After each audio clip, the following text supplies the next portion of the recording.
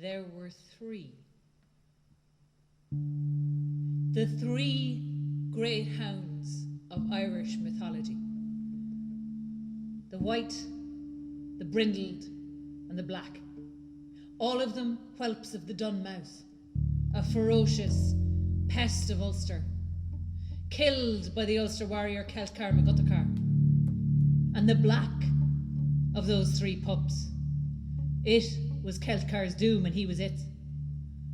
And the brindled of those three pups, well, it gave its name to a warrior with a great destiny, but that is a story for another day.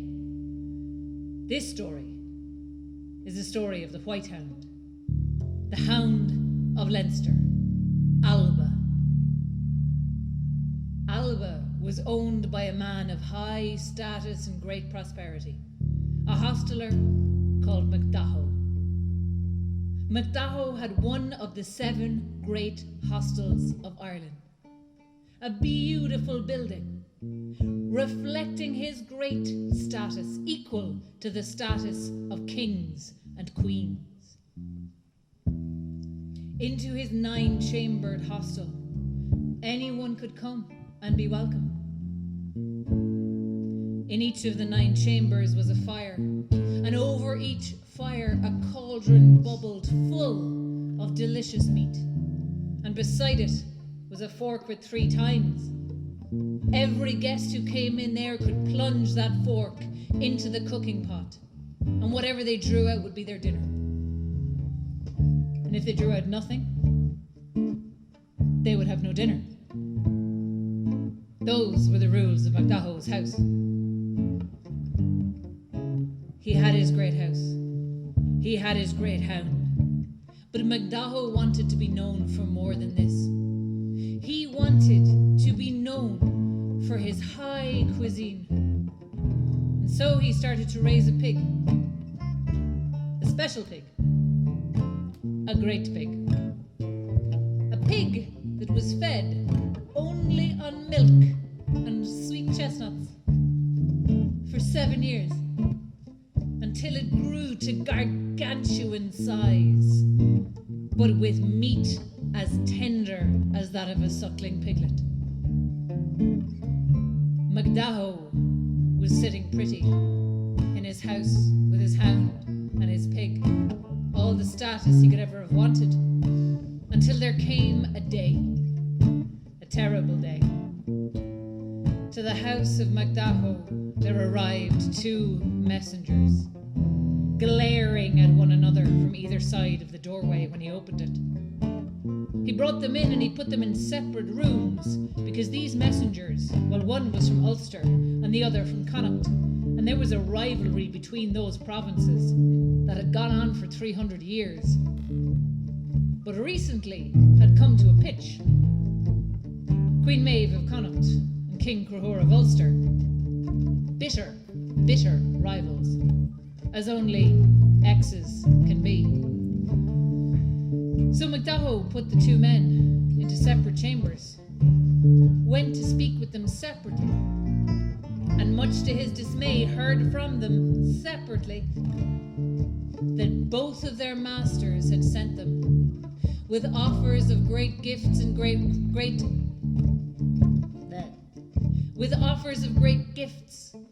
friendship in exchange for his white hound Alba.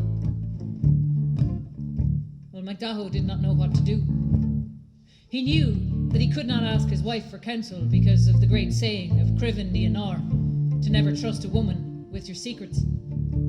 So he stewed on it instead. As a wise and considered man, he tossed and turned, not sleeping for 3 nights. He refused to eat for 3 days, until eventually his wife pinned him and asked him what was happening. He tried to get out of telling her, but she told him that clearly he was not able to think of a solution himself. 2 heads were better than 1, and so he'd best spit it out. And so Datho told her, whichever one of these rulers he gave his white hound to, the other would be furious and insulted and would likely attack him. And so the wife of Datho said, well, you have two big problems. Maybe the best thing to do is turn them on each other. Tell them both you agree. Invite them both to a feast. And after they've eaten of that colossal pig of yours, they won't want to make any war. They won't want to have any fights. And we can settle this all nice and peacefully. And so that is just what Datho did. He sent back his agreement to King Laoghaire of Ulster and invited him to a feast on the same day as a feast for Queen Maeve of Connacht.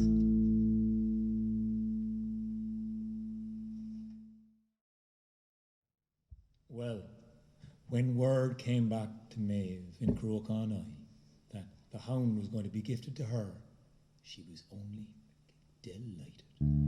She got up on top of her chariot, amassed a group of great warriors to come from Connacht, along with Olil, her consort. She set off driving, with Verloga, her chariot driver, leading the way, all the way to Datho's hall, where she was quite surprised to see a band of warriors walking up the hill at the same time, led by a very happy and very surprised-looking Laoghaire MacNassa, who had left Owen Maca in Ulster with a band of ferocious, angry and happy to be leaving Owen Maca in Ulster. Well, the Crave Rua were the best warriors in all of Ireland, and Laoghaire was delighted to be being given this hound. And when they saw each other right outside the hall of Datho, well, they weren't too happy. Datho got in between them and said, how are you getting on?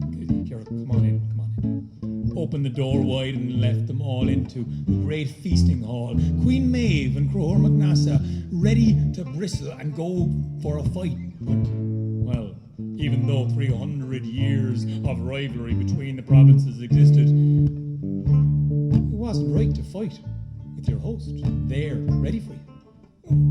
Hospitality decreed that they must at least go in and feast first when there was feasting to be had. And so they went into the beautiful hall. It was more exceptional than any hall in Ireland. And so they passed many a table with beautiful smells and aromas coming. But all of the men from Connacht went to one side and all of the men from Ulster went to the other. And up on the top table, where the people with the greatest status would sit, Queen Maeve and Olil, her consort, Laoghaire MacNassa and his leader of the Crave Rua, Fergus McRoy, sat wondering what way this would turn, with Datho and his wife in between them. Well, they were worried and wondering which way this was going to go until the door of the hall opened wide and a huge pig entered.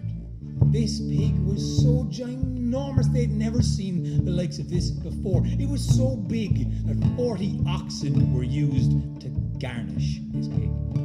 Now they were all salivating at the beautiful smell coming down their noses.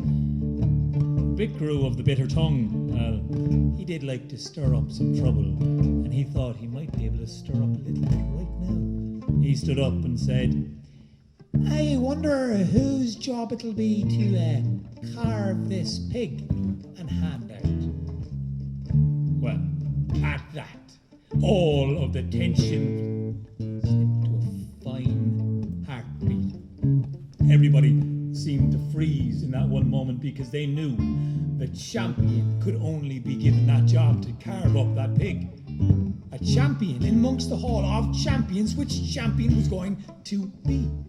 So champions from Connacht stood up and claimed to be the best. The champions from Ulster stood up and claimed to be the best. It was a competition between them. Who could boast the best about which warrior was the best and which war was waged against which county and how many heads had been claimed as trophies. It went on for a while. It was the bragging type of time of the night.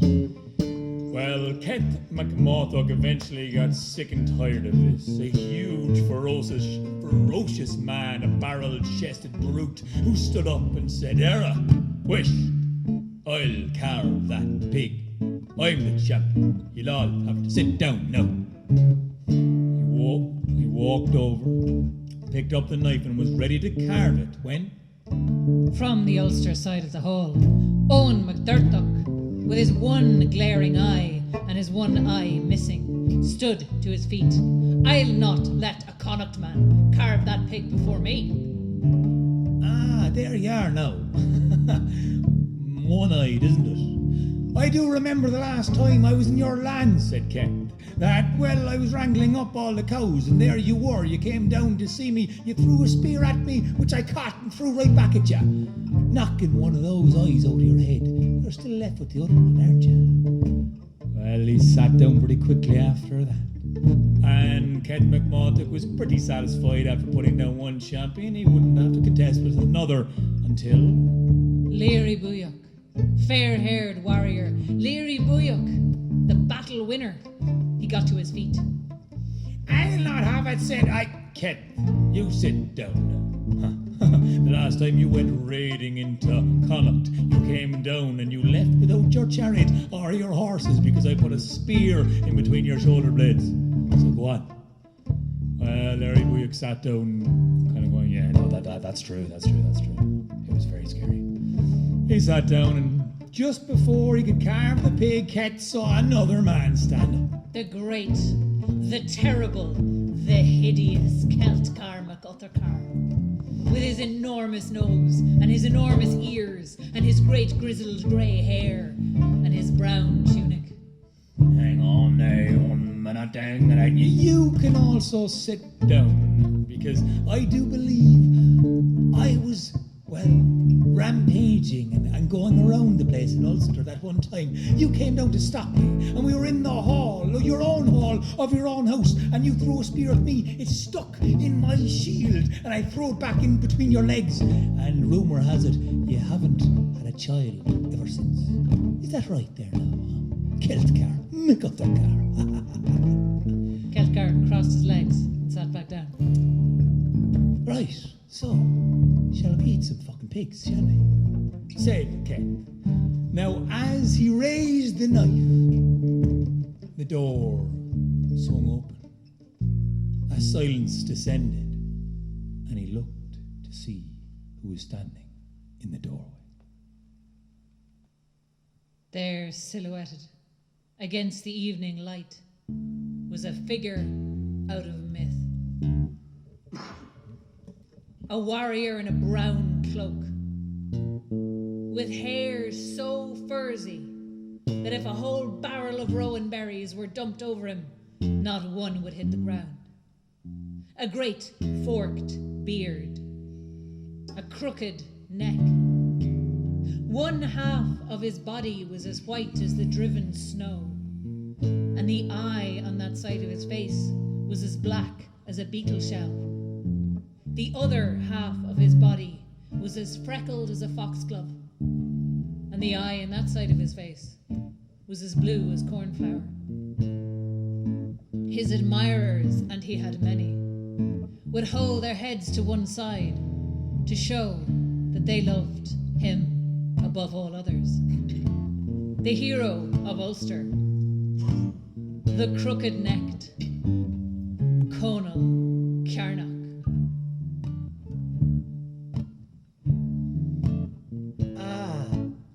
There you are, there. Conal, how you doing? Jez, you're standing there like a big fiery bristle. You're so gleaming and shining. You're like a glacier in ice. You're all so magnificent and strong and great looking. And Jez, it's great to see you there now, standing so great looking. Hi, Uncle Ket. Are you about to carve my pig? Battle winner, are you? Heart of stone.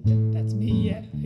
I'll just put the knife down there for you, so I'll sit down and you carve this. You're welcome to challenge me to single combat.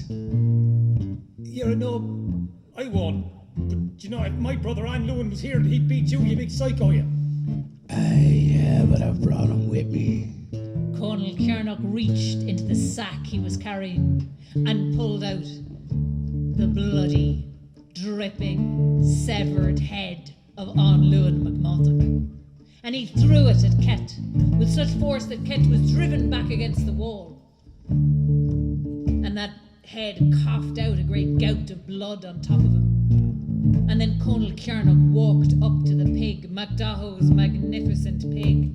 He took its tail between his teeth and in one swallow ate the entire hindquarters of that enormous beast, swallowing it down, leaving scraps for everyone else in the hall. And when they saw that, the men of Ulster and the men of Connacht were left with so little, especially the men of Connacht, all hell broke loose.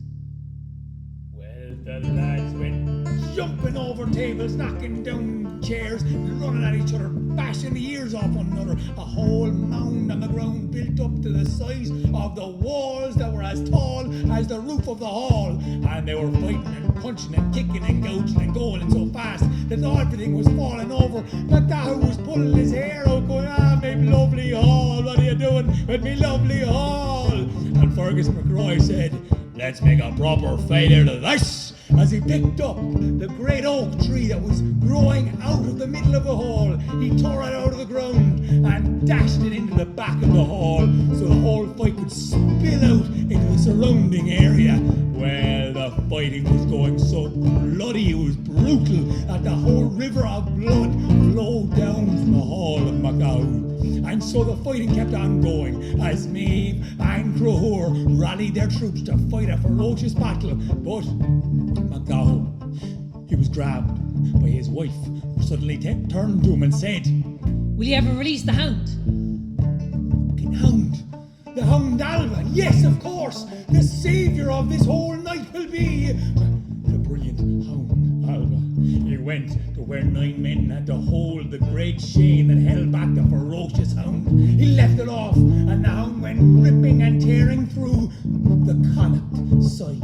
It had chosen to be on the side of the Ulstermen, and they fought brilliantly and valiantly, driving Maeve back. But now the hound could possibly destroy the entire battalion of the Connacht people, until Maeve's fierce and brave chariot driver, well, he saw the hound going one way, and he drove his chariot right over the neck of the hound, killing it dead. And that was the death of the white hound Alba.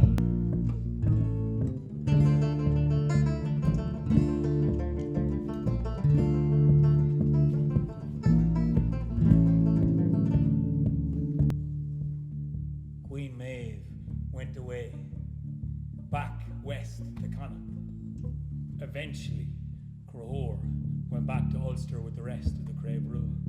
MacDatho, who had fattened that pig up to such a degree that this was the great epic tale of its feasting, well, it was left in ruin.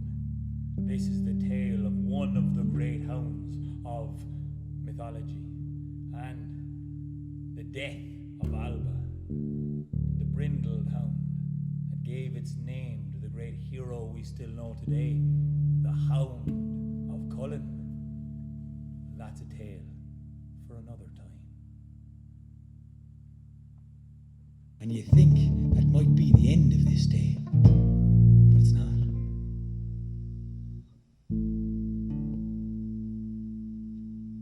Not quite. You see, the chariot driver of Maeve, young Feroga, who was not even allowed into the main hall with all the warriors vying for status, after he killed the hound Alba, he leapt from Maeve's chariot into Crohour's chariot.